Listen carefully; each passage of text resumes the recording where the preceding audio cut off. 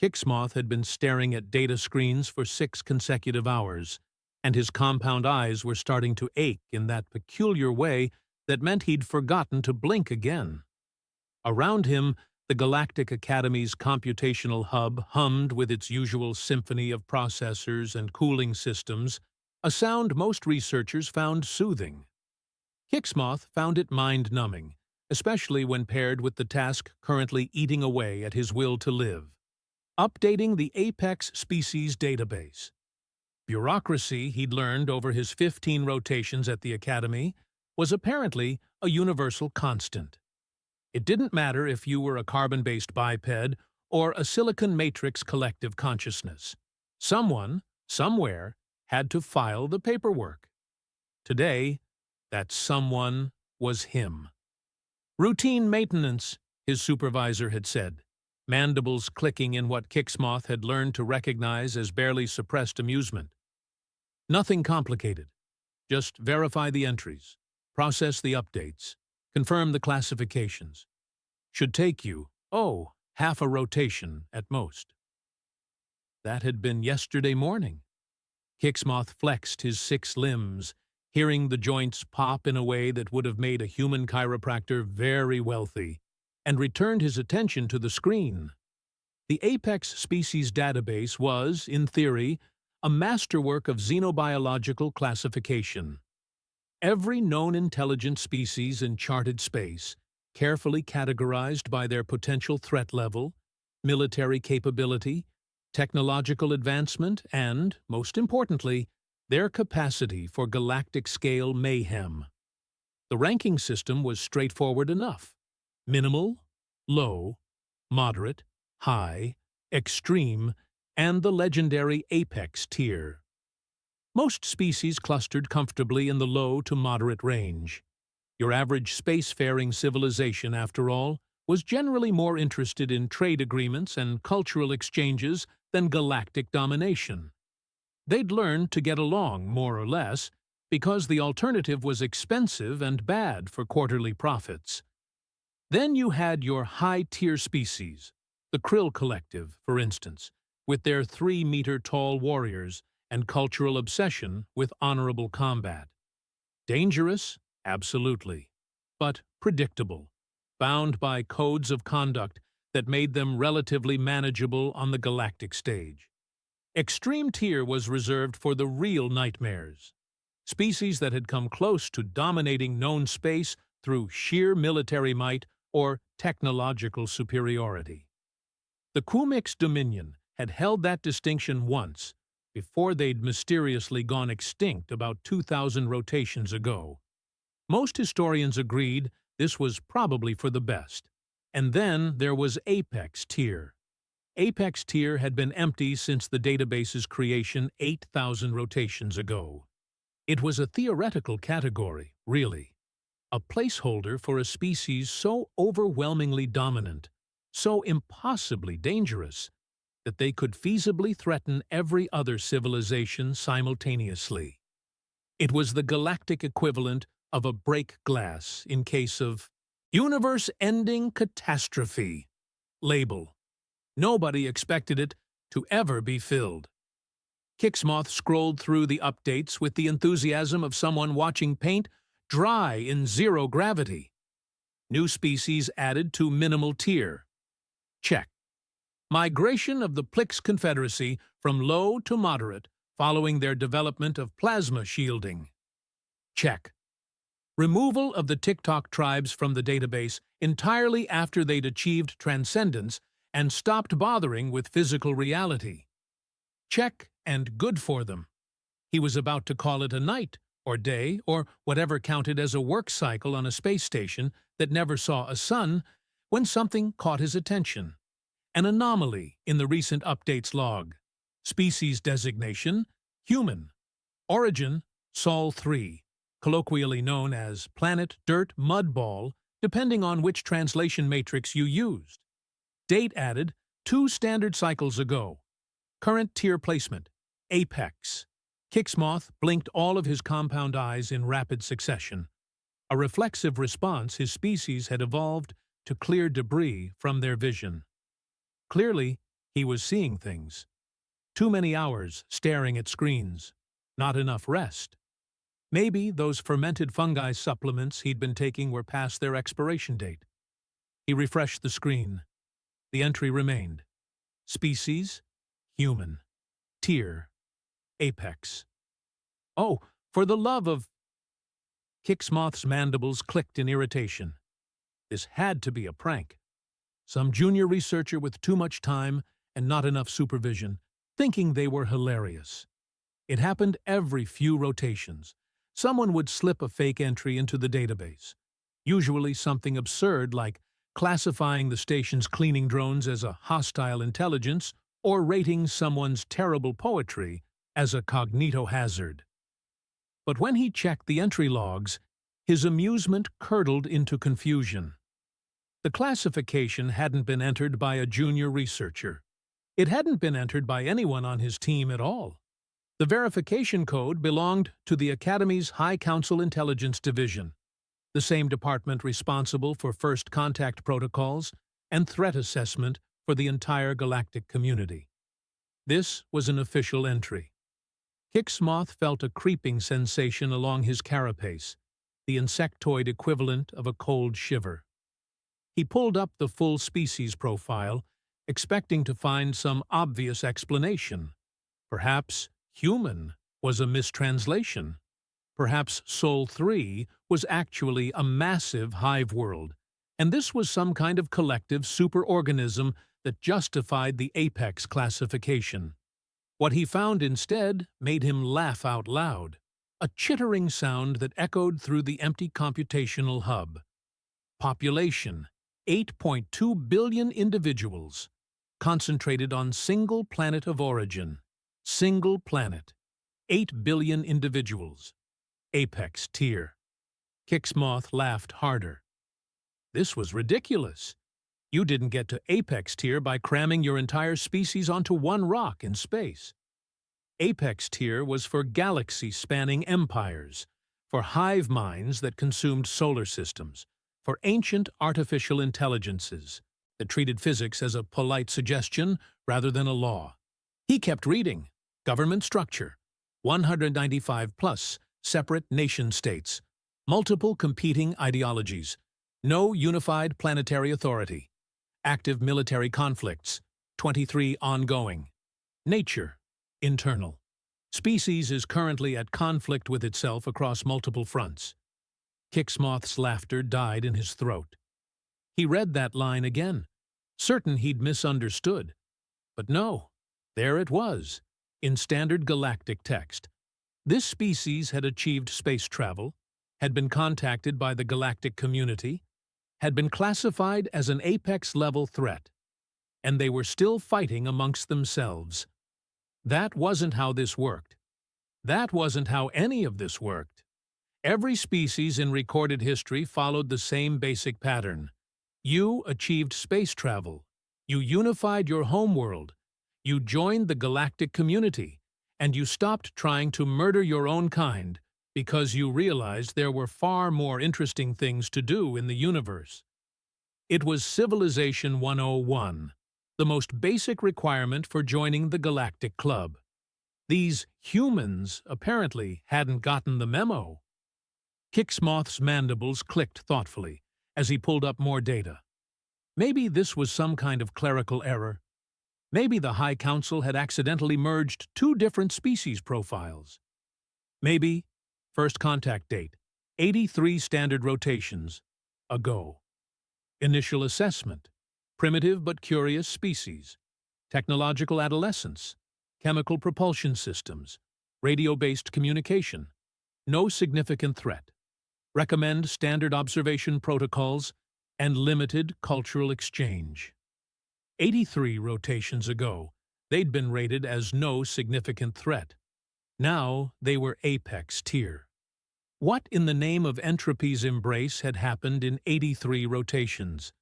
Kixmoth dove deeper into the files, his earlier exhaustion completely forgotten. This was either the most elaborate prank in Academy history, or something genuinely unprecedented was happening.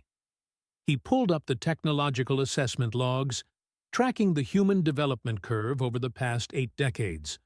Rotation 120, chemical propulsion to early fusion drives, concerning but not unusual. Rotation 21 to 40, fusion drives to quantum entanglement communication, rapid but within acceptable parameters for emergent species. Rotation 41 to 60, basic AI development to quantum computing networks, very rapid, flagged for monitoring. Rotation 61 to 83, quantum drives, preliminary wormhole theory, planet-side defense grids, and, Kixmoth had to read this twice, controlled antimatter generation for both energy production and weapons applications. Kixmoth sat back in his chair, which creaked in protest. His species had taken 600 rotations to progress from chemical propulsion to quantum drives. The Plix Confederacy, considered remarkably innovative, had managed it in 400. These humans had done it in 83, while fighting amongst themselves. He pulled up the military assessment files, and his unease deepened into something approaching genuine concern. Humans, according to the detailed reports compiled by Academy observers, maintained active military forces even in peacetime. They had weapons ranging from, and Kixmoth had to reference the translation matrix to make sure he understood this correctly, sharpened metal blades to theoretical planet-destroying devices. They still had blades, in museums, that they'd used within living memory, but they also had enough nuclear warheads to render their own planet uninhabitable multiple times over. Who did that? Who kept both sticks and planet crackers in their arsenal? Kixmoth's mandibles clicked nervously as he opened the next file. Psychological profile. This, he thought, would surely explain everything. There had to be some biological factor, some quirk of their evolution, that explained why the High Council had classified them as apex. Maybe they had psychic abilities. Maybe they reproduced at an exponential rate. Maybe they had natural armor plating and acid spit. What he found was so much worse. Human neurochemistry, the report explained in clinical detail, was fascinating in its lethality. When faced with danger, most sentient species experienced a flood of hormones designed to facilitate escape. Increased alertness, redirected blood flow to locomotive muscles, suppressed pain response to enable flight. Humans had all of that. But they also produced a chemical cocktail that made them faster, stronger, and more aggressive when threatened. Their danger response didn't just prepare them to run away. It prepared them to fight back. Kixmoth read on, his compound eyes widening with each paragraph. Humans had evolved as persistence hunters on their death world, capable of tracking prey for days without rest. They could regulate their body temperature through a process called sweating that allowed them to outlast nearly any other terrestrial species in endurance tests. They had binocular vision, a predator trait. They had grasping appendages capable of tool manipulation and throwing objects with frightening accuracy. They could consume substances that were toxic to most oxygen-breathing species, something called ethanol that they apparently drank for recreational purposes, and a plant-based compound named capsaicin that they added to food for flavor despite it causing chemical burns. And then there was the pack-bonding instinct. Kixmoth read that section 3 times, certain he was misunderstanding something fundamental. But no, the report was clear. Humans would form emotional attachments to virtually anything. They bonded with other species, with artificial intelligences, with plants, with inanimate objects. They had domesticated dozens of their planet's natural predators and kept them in their homes as companions. One observation note read, "Human subject introduced to station's maintenance drones." Within 3 rotations, Human had named all 16 drones and expressed concern for their well-being. When asked why, Human stated, They work hard. They deserve appreciation. Kixmoth rubbed his compound eyes with his foremost limbs. His supervisor had said this would be routine. A simple database update. Nothing complicated. This was the opposite of routine. This was, potentially, the most important piece of information to cross his desk in his entire career. He glanced at the chronometer mounted on the wall. Late into the night cycle, station time. Most of the research staff would be in their quarters, sleeping or engaging in whatever recreational activities their species favored. He should go too. Get some rest. Come back to this with fresh eyes and a clearer head. Instead, Kixmoth opened a new search query and typed in Human Incident Reports. If these creatures were really as dangerous as the Apex classification suggested, there would be records, observations, documented encounters that justified their ranking. What he found filled 600 individual files. Kixmoth selected one at random, dated roughly 30 rotations ago. The report header read, Merchant Vessel Incident, Sector 15B. He began to read, and his mandibles slowly went slack. Human merchant ship, lightly armed for a species that apparently armed everything, had been intercepted by pirates from the Grix Syndicate. Standard ambush tactics, disable the engines, threaten destruction unless cargo was surrendered, collect payment, and leave. The Grix had done this hundreds of times. It was practically routine. The humans, according to the report, had responded to the ambush by fighting back, with improvised weapons. One human, the captain apparently, had used a device called a fire extinguisher to blind the boarding party's visual sensors. Another had weaponized their cargo, containers of industrial lubricant, to make the ship's corridors impassable. A third had beaten 2 Grix pirates unconscious with a piece of pipe that, according to the report, they'd torn off the ship's plumbing system, bare-handed. By the time local security forces arrived, the Grix pirates were unconscious, tied up with electrical cables, and the humans were calmly inventorying their cargo to ensure nothing had been damaged. When asked why they'd fought back instead of surrendering, the human captain had apparently shrugged, a gesture that took the translator a moment to interpret, and said, "They wanted our stuff. That's our stuff." Seemed pretty straightforward. Kixmoth opened another file. This one was more recent, just 12 rotations old. A human explorer, conducting geological surveys on an uninhabited moon, had fallen into a nest of hive predators, insectoid creatures known for their aggressive territorial behavior and paralytic venom. Local rescue teams had expected to recover a body. Instead, they found the human alive, injured but conscious, surrounded by the corpses of 16 predators. The human was dehydrated, had multiple fractures, and was covered in toxin burns from the predator's venom. Her first words to the rescue team, according to the report, were, "Anyone got water? I am absolutely parched here." She'd survived in the nest for 3 days, fighting, with broken bones and predator venom coursing through her system. When asked how she'd managed it, she'd said something the translator struggled with, but roughly meant, "I got angry." Kixmoth closed the file and sat in silence for a long moment.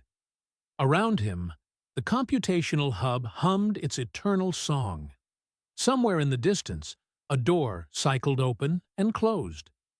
The station continued its rotation, indifferent to the minor existential crisis happening in one small researcher's mind. These humans, these creatures from a single planet, still fighting amongst themselves, barely past their technological adolescence, weren't just dangerous. They were absolutely, undeniably, terrifyingly insane. And the High Council had classified them as Apex. Kixmoth had a horrible suspicion that the High Council might be underestimating them. Kixmoth needed a second opinion before he completely lost his grip on reality. He tapped his communicator, sending a priority message to the only colleague he trusted with something this bizarre. Plixnix arrived within minutes, his feathered crest still ruffled from sleep, muttering complaints about being woken during optimal rest cycles. "This better be worth interrupting my—" He stopped mid-sentence when he saw Kixmoth's screen. "What am I looking at?" "Humans," Kixmoth said simply. "Apex tier." Plixnix's crest flattened against his skull, his species equivalent of going pale. He leaned closer to the screen, his large eyes scanning the data with increasing speed. His beak clicked once, twice, then repeatedly, in what Kixmoth recognized as profound agitation. "This can't be right," Plixnix said, but his voice lacked conviction. "Apex tier is theoretical. It's never been used. This has to be an error, or official entry from the High Council Intelligence Division," Kixmoth interrupted. "Verified and authenticated." Plixnix was quiet for a long moment, his feathers gradually rising back up as he processed the information. Then he did something unexpected. He laughed, a trilling sound that humans probably would have found musical. "Oh, you're serious. You're actually serious." "Read the incident reports," Kixmoth said, gesturing at his screen. "Go ahead. I'll wait." Plixnix pulled up a chair and began scrolling. His laughter died within minutes. Within 10 minutes, his feathers were completely flat again. Within 20, he'd gone absolutely still, which for his species indicated either deep meditation or existential terror. "Plixnix?" "I met one," his colleague said quietly. "2 rotations ago. Multi-species conference on Station Outpost 6. There was a human in attendance. Cultural liaison program or something. I thought they were just another species. Small, actually. Shorter than most delegates. Looked harmless. But—" "They smiled at me," Plixnix said, and his voice carried a tremor. "Full teeth display. Do you understand what that means? In predator species, showing all your teeth is a threat display. This human did it as a greeting. They were being friendly, and every instinct I had was screaming at me to flee." Kixmoth felt his mandibles click in understanding. "What did you do?" I smiled back. Tried to, anyway. Made myself stay calm. Professional. Plixnix turned to face him. "But here's what bothered me. They knew. The human knew they'd scared me. I could see it in their eyes, recognition, maybe even guilt. And they deliberately made themselves smaller, less threatening. Changed their body language entirely. It was calculated, Kixmoth. They'd learned how to make other species comfortable around them. Self-awareness of their own threat level," Kixmoth mused. "That's actually more concerning." "Exactly." Plixnix pulled up another file on the screen. "Biological data. Have you read this section yet?" Kixmoth shook his head. "Sol 3 is classified as a Category 12 death world." Plixnix read aloud. "Gravity, high. Atmospheric oxygen content, 21%. That's a combustion risk right there. Most species prefer 12 to 15%. Weather systems rated as violent and unpredictable. Natural disasters include hurricanes, tornadoes, earthquakes, volcanic eruptions, and something called tsunami, that translates roughly to wave that destroys cities. Every planet has some environmental challenges. Biodiversity Index rates Sol 3 as extreme," Plixnix continued, his voice rising. "Nearly every life form on the planet evolved to kill nearly every other life form. Humans share their environment with creatures that could easily kill them. Venomous reptiles, pack predators, territorial herbivores large enough to crush them, parasites, diseases, and plants that cause chemical burns on contact. Hicksmoth clicked his mandibles thoughtfully. So they evolved on a planet actively trying to eliminate them. Worse than that, Plixnik said, pulling up another file. They have a fondness for it. According to cultural studies, humans refer to Sol 3 as Mother Planet, our beautiful home, and, I'm not making this up, the cradle of humanity. They're nostalgic about a death world. That explains the psychological profile, Hicksmoth said. If you evolve in an environment where everything is constantly trying to kill you, you either develop an overwhelming flight response or you develop humans, Plixnik finished. A species that responds to danger by fighting back. That bonds with predators. That refuses to quit, even when quitting is the objectively rational choice. They sat in silence for a moment, the weight of their discovery settling over them like a heavy atmosphere. Around them, the station continued its peaceful rotation, unaware that two researchers had just confirmed the existence of the galaxy's first apex-tier species in ET2 recorded history. We need to meet one, Hicksmoth said suddenly. A human, face to face. Controlled environment. Are you insane? Probably, but we need to understand this. The data only tells us so much. Hicksmoth pulled up the station roster. According to this, there's currently a human on Loomis 9, exchange program participant. Plixnik's feathers flattened again. You want to approach an apex predator for a chat? For science, Hicksmoth corrected. For understanding. Besides, what's the worst that could happen? We could die? We're not going to die. Humans have that pack-bonding instinct, remember? They're protective of species they consider part of their group. As long as we're not hostile, we should be perfectly safe. Should be, Plixnik repeated. Those are not comforting words. But despite his protests, Plixnik was already pulling up the human's location on the station map.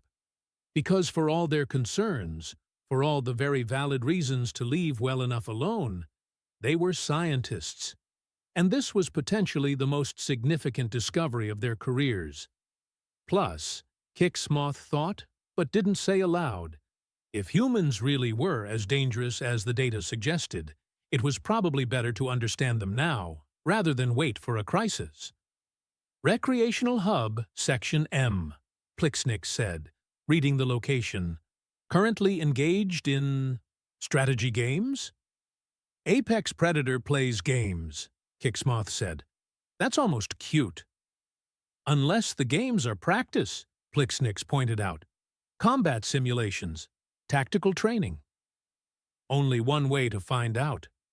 They left the computational hub together, neither of them quite certain if they were making the best decision of their careers or the last decision they'd ever make.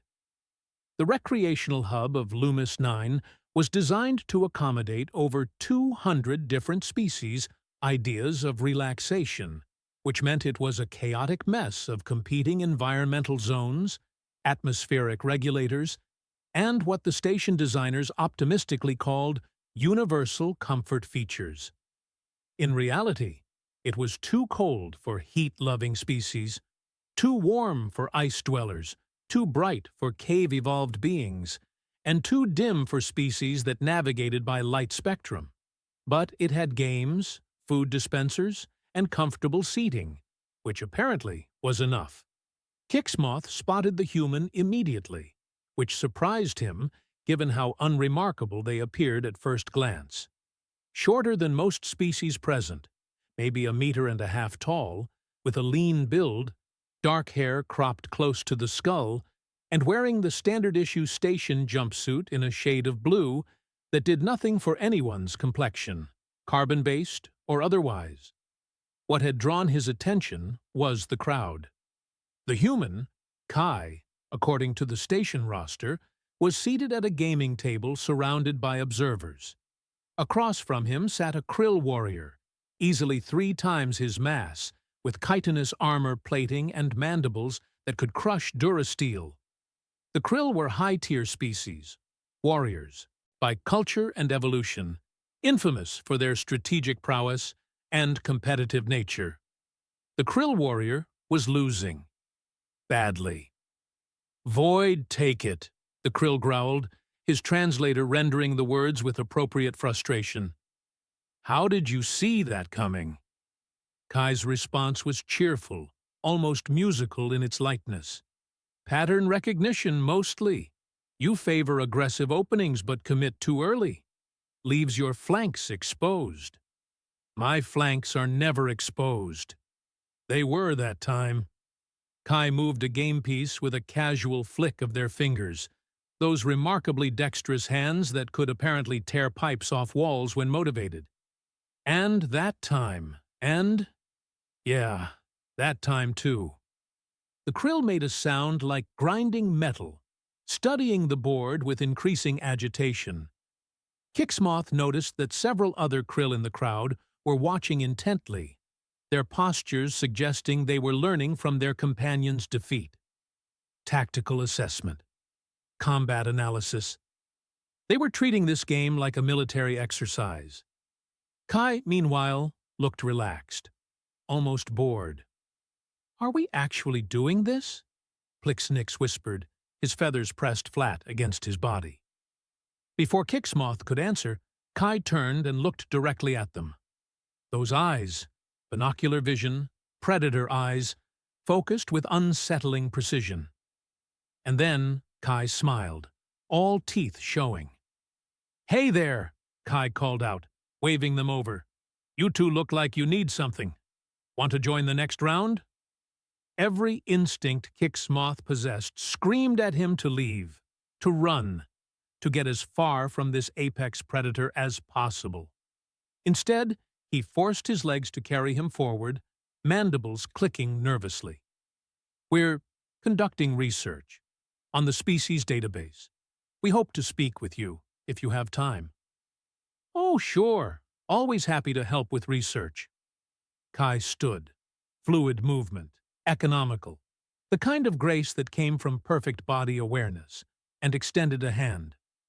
"I'm Kai. You are?" Kixmoth stared at the offered hand for a moment, before remembering this was a human greeting gesture. He reached out one of his foremost limbs, and Kai's fingers wrapped around it with surprising gentleness. The grip was controlled, measured. How much strength, Kixmoth wondered, was Kai holding back? "Kixmoth, this is my colleague, Plixnix." Plixnix managed a nod, but didn't offer his wing for shaking. Kai didn't seem offended, just smiled again, smaller this time, fewer teeth visible, compensating for their discomfort. "So, research on the database," Kai said, settling back into their chair and gesturing for them to sit. "Let me guess, you found the Apex tier classification and thought there'd been a mistake?" "How did you—" "Happens a lot," Kai said, with a laugh that made Plixnix flinch. "We get visitors wanting to verify we're really as scary as advertised." "Fair enough, honestly. I'd be curious, too." "You're not offended?" Kixmoth asked carefully. "Why would I be? It's a reasonable question." Kai leaned back, hands behind their head, in a posture that managed to be both relaxed and somehow confident. "Though between you and me, I think the classification is a bit excessive. We're really not that scary." Plixnix made a strangled sound.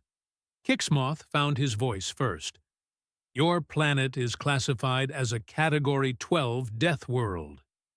"Is it? Huh." Kai considered this with the same casual attention someone might give a weather report. "I mean, sure, we get some weather. Earthquakes happen, hurricanes during storm season. But you learn to deal with it, build better structures, develop warning systems, adapt." "Adapt," Kixmoth repeated, "to a planet trying to kill you." "Well, when you put it like that, it sounds dramatic." Kai grinned. "It's just home, you know? You don't really think about the danger when it's all you've ever known. Your species is in constant conflict. Plixnik said suddenly, his voice tight. Active warfare. Multiple simultaneous conflicts. You haven't achieved planetary unity. Kai's expression shifted. Something flickered across those predator eyes that might have been discomfort or shame. Yeah, that. We're working on it, actually. It's gotten better. We've had almost 3 whole months without any major incidents. 3 months. Kixmoth tried to imagine his species going 3 months without conflict, and couldn't conceive of a time when they'd ever been at continuous warfare in the first place. But here's the thing, Kai continued, leaning forward now, hands clasped together. We come from a place where you fight or you die. Competition for resources, territory, survival. It's in our DNA, literally. Our ancestors spent hundreds of thousands of rotations figuring out how to outlast predators, outthink prey, and outlive environments that didn't want us there. So you fight, Kixmoth said. So we fight, Kai agreed. But we also protect, fiercely. Because we're pack creatures, right? Social animals. Mess with one human, you mess with all of us. We're loyal to a fault, sometimes to species that aren't even our own. The pack-bonding instinct, Plixnix murmured. The reports mentioned you bond with predators. Oh, absolutely. Dogs, cats, even some reptiles back home. We domesticated wolves thousands of rotations ago, turned apex predators into companions. My family had 3 dogs when I was growing up. Sweetest creatures you'd ever meet, but their ancestors would have torn our ancestors apart. Kai's smile was fond now, nostalgic. We figured out we could work together instead of against each other. Benefits both species. Your psychological profile mentions persistence hunting, Kixmoth said, pulling up his notes on a portable display. Following prey until it collapses from exhaustion. Yeah, that's a thing we used to do. Still could, probably, if we needed to. Kai shrugged. Humans have incredible endurance. We can run for hours, days if we pace ourselves. Most prey animals sprint fast but tire quickly. We just keep coming, like the galaxy's most determined stalkers, but for survival purposes. Plixnix's feathers were doing complicated things, alternating between flat terror and rising curiosity. That's horrifying. Is it? I always thought it was kind of impressive. Our ancestors were persistent. I'll give them that. They didn't give up easy. And modern humans? Kixmoth asked. Do you give up easy? Kai's eyes met his, and for a moment, Kixmoth saw something ancient behind that gaze, something that had stared down extinction and refused to blink. We have a saying back home. We didn't survive this long by giving up when things got hard. Giving up isn't really in our vocabulary. Even when you should? Plixnix asked quietly. Especially then, Kai said, and there wasn't a trace of humor in their voice now. Sometimes the most important thing you can do is refuse to quit. Keep moving forward when everything's telling you to stop. That's how we survived our death world. That's how we made it to space. That's probably why we're classified Apex. Not because we're the strongest or the smartest, but because we're too stubborn to know when we're beaten. Kixmoth felt something shift in his understanding. This wasn't about military might or technological superiority. This was about a species that had evolved to simply refuse defeat as a fundamental survival strategy. The incident reports, he said slowly. The merchant ship that fought off pirates with improvised weapons. The explorer who survived 3 days in a predator nest with broken bones. Sounds about right, Kai said. Humans are really good at improvising when things go wrong. And things go wrong a lot on a death world, so we've had plenty of practice. You make it sound almost casual, Plixnix said. Maybe it is for us. We've been fighting our environment, our predators, And, yeah, sometimes each other, for our entire existence. Facing challenges with inadequate resources is basically our species' baseline experience. That's terrifying, Kixmoth said. Or reassuring, Kai countered. Depends on whether we're on your side or not. Humans make terrible enemies. I'll give you that. But we make even better friends. Because that same stubborn refusal to quit, that applies to protecting the people we care about too. We'll fight impossible odds for our pack. We'll throw ourselves into danger to save others. It's not logical. It's not strategic. It's just who we are. The Krill warrior who'd been playing earlier approached the table, his massive form looming over them. Another round, Kai? Sure thing. Kai's entire demeanor shifted back to cheerful casualness. Kixmoth, Plixnix, you're welcome to stay and watch, or join in if you want. Fair warning, though, I'm on a winning streak and feeling pretty confident. The smile was genuine, warm, inviting. The predator eyes were still watching them with unsettling focus. Somehow, both things were true simultaneously. Kixmoth realized he was starting to understand why the High Council had made their classification. Then the station alarms started screaming. The alarm was a bone-deep vibration followed by a harsh mechanical wail that translated across every species' auditory range as something has gone very, very wrong. Overhead speakers crackled to life, and the station's automated emergency system began its announcement in clinical, unhurried tones that somehow made everything worse. Hull breach detected. Section K, Level 3. All personnel evacuate affected zones immediately. Emergency response teams to Section K. This is not a drill. Around them, the recreational hub erupted into controlled chaos. Species of all types began moving toward the exits with practiced efficiency. Station residents had run these drills dozens of times. Move calmly, don't panic, proceed to designated safe zones. Basic emergency protocol. Kai stood up so fast, the chair scraped backward with a metallic screech. Where are you going? Kixmoth's mandibles clicked in alarm as Kai started moving not toward the exits, but toward the corridor that led deeper into the station, toward Section K. Someone might need help, Kai called back, already 10 meters away and accelerating.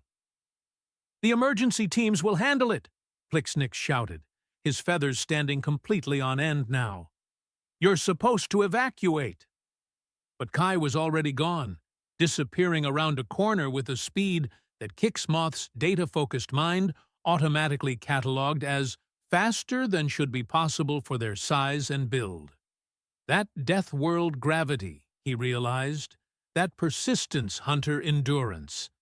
On a station with artificial gravity calibrated for average species comfort, a human could move, like, "We have to follow them," Kixmoth said. "Are you suffering from oxygen deprivation?" Plixnix stared at him with wide eyes. "There's a hull breach. We evacuate. That's what sane beings do." An apex predator just ran toward danger, and we're supposed to be researching their behavior. This is a unique observational opportunity. This is how researchers end up dead. But Kixmoth was already moving, his 6 limbs carrying him after Kai, with Plixnix cursing in his native language while following behind. Because for all his protests, Plixnix was a scientist too, and curiosity was apparently stronger than survival instinct. They found Kai 3 corridors later, standing at an emergency bulkhead that had sealed off Section K. The human was examining the control panel with focused intensity, fingers moving across the display with practiced precision. "You can't go through there," Kixmoth said, slightly out of breath despite his multiple limbs. "The section's sealed for a reason." "There's someone still inside," Kai said without looking up. Life signs on the internal sensors. Young, based on the bio readings. Probably a student or junior researcher. They're trapped behind debris near the breach point. How do you... Station layout, emergency protocols, basic sensor interpretation. Kai's fingers continued their rapid dance across the panel. I studied the station schematics when I arrived. Figured it was good to know where things were in case of emergency. Turns out that was good instinct. The emergency teams will reach them, Plixnix insisted, but his voice lacked conviction. In 15 minutes, maybe 20 if they have to reroute around damaged sections. Kai pulled up a schematic overlay. Hull breach is small, containable, but it's venting atmosphere. Whoever's trapped has maybe 10 minutes before oxygen levels get dangerous. I can be there in 3. You'll die, Kixmoth said flatly. Maybe. Maybe not. Kai finally looked at them, and his expression was absolutely calm. Not reckless, not suicidal, just determined. But I'm not going to stand here calculating odds while someone suffocates. That's not who I am. That's not what humans do. That's insane. Yeah, we get that a lot. Kai overrode the bulkhead controls, something that should have required administrative clearance, but apparently yielded to whatever technical magic humans had learned during their rapid technological ascent. The door began cycling open with a hiss of equalizing pressure. Stay here. Keep this door open for me. If I'm not back in 10 minutes, seal it and get to safety. Then Kai stepped through into Section K, and the door sealed behind them with a finality that made Kixmoth's entire carapace shiver. We just watched an apex predator run toward a hull breach to save someone they don't even know, Plixnix said quietly. This is the pack bonding instinct, isn't it? Protective behavior toward perceived group members. Potentially suicidal protective behavior, Kixmoth corrected, but he was already pulling up the emergency sensors on his portable display. He could track Kai's biosignature moving through Section K. Rapid movement, elevated heart rate but controlled, breathing steady despite the thinning atmosphere. 3 minutes. Kai had said 3 minutes. It took 2 minutes and 40 seconds. Kai reappeared through the access corridor, and Kixmoth's mandibles went slack. The human was carrying someone, a Prill researcher, young from the looks of them. One of their crystalline appendages shattered and leaking fluid. Kai had torn fabric from their own uniform to wrap around the injury, and was supporting the Prill's weight with one arm while using the other to maintain balance. More concerningly, Kai's hands were torn and bleeding. Dark red blood, iron-based, his mind supplied automatically, dripped from multiple lacerations across both palms. The human had apparently moved debris with bare hands, sharp metal debris, and hadn't even slowed down. "Open the door!" Kai shouted, and Plixnix was already hitting the controls. They stumbled through as the bulkhead cycled shut behind them. Kai lowered the Prill researcher to the ground with surprising gentleness, already checking their vital signs with practiced efficiency. Breathing steady. Pulse is weak but stable. Shock, mostly. That appendage needs medical attention soon. Kai looked up as emergency medical teams rounded the corner, finally arriving. Over here, injured Prill, possible fracture to crystalline structure, symptoms of shock. The medical team swarmed in with their equipment, taking over with professional calm. One of them, a being Kixmoth didn't recognize the species of, gestured at Kai's hands. "You're injured. Let me treat these." Kai glanced down at their torn palms as if noticing them for the first time. "Oh, yeah. Grabbed some sharp bits moving the debris. It's fine. Just scratches." "You're bleeding significantly." "I've had worse." Kai stood up, swaying slightly. Shock, Kixmoth realized, or adrenaline crash, or both. "Really, I'm okay. Take care of them first. Kai. The Prill researcher's voice was weak but clear. You came for me. Of course I did. Kai's smile was gentle now, no teeth showing. Couldn't just leave you there. You okay? Well, obviously not okay. But you know what I mean. Why? The question came out confused, almost childlike. You don't even know my name.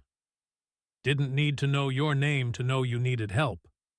Kai patted their uninjured side carefully. You're going to be fine. These medics are great at their jobs. Just breathe, stay calm, and let them work. The medical team finally convinced Kai to sit down, and one of them began treating those torn hands despite continued protests that they were really not that bad. Kixmoth watched the human wince as antiseptic was applied, watched them bite back obvious pain, watched them continue to glance over at the Prill researcher to make sure they were being properly cared for. Protective, stubborn, absolutely unwilling to abandon someone in danger, even at significant personal risk. Plixnix leaned close to Kixmoth, his voice barely above a whisper. I understand now. The Apex classification. Because they're dangerous? No. Plixnix's feathers had finally returned to their normal position. Because they're dangerous, and they run toward danger instead of away from it. Because they'll fight impossible odds not for conquest or territory, but because someone needs help and they can't not help. That combination, that's what makes them Apex. It's not about strength or weapons. It's about absolute refusal to give up on anyone they consider part of their pack. Kixmoth clicked his mandibles in agreement. And their pack bonding instinct is so strong they consider basically everyone part of their pack. Even species they just met. Even species they just met, Kixmoth confirmed. Kai noticed them watching and waved, carefully, given the bandages now wrapped around those torn hands. Hey, sorry about the chaos. Hull breaches are nobody's idea of a fun time. You two okay? We're fine, Kixmoth said. You're the one who's injured. This? Kai glanced at their bandaged hands with casual dismissal. Nah, this is nothing. Give it a few days and I'll be good as new. Humans heal pretty quick when we're not dealing with major trauma. Perks of evolving on a planet that kept trying to kill us, we got really good at recovering from injuries. That's actually horrifying, Plixnix said. Or impressive, depending on your perspective. Kai's grin was back, somehow both reassuring and unsettling. Oh, and for your research? You can tell your supervisors the Apex classification is probably accurate. Not because we're trying to be scary, but because we literally can't help ourselves when someone needs saving. It's hardwired into us. Even when it's stupid, even when it's dangerous, even when we should absolutely not do the thing.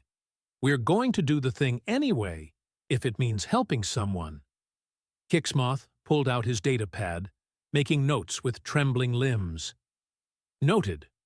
For the record, humans are simultaneously the most dangerous and most protective species in documented space. That sounds about right, Kai agreed cheerfully. Make terrible enemies, excellent friends, and absolutely exhausting to have around during emergencies, because we will throw ourselves into danger without hesitation. Why? Kixmoth asked. Why risk yourself for strangers? Kai's expression turned thoughtful, losing some of its casual humor. Because on our death world, cooperation meant survival. Going it alone meant death. We learned early that we're stronger together, that protecting the group protects yourself. And then somewhere along the way, it stopped being just survival strategy and became who we are. We can't not help, even when it costs us, especially when it costs us. That's not logical, Never claimed to be. Kai stood up, testing their bandaged hands with a grimace. But it's kept us alive this long, kept us human. And honestly, I wouldn't want to be any other way. Later, back in the computational hub, Kixmoth sat before his terminal and prepared his final report. His mandibles clicked steadily as he typed, Plixnix reading over his shoulder. Species, human classification, apex, status, confirmed reasoning. Species demonstrates unprecedented combination of tactical intelligence, physical resilience, technological adaptability, and self-sacrificial protective instinct. Pack bonding behavior extends to unfamiliar species, resulting in protective responses even toward non-group members. Refusal to accept defeat appears hardwired at biological level. Threat assessment. Maximum to hostile forces. Species will fight with improvised weapons, injured state, or insufficient resources rather than surrender. Alliance potential, maximum. Species demonstrates loyalty exceeding rational self-interest. Will risk individual survival for group benefit. Recommendation: maintain apex classification.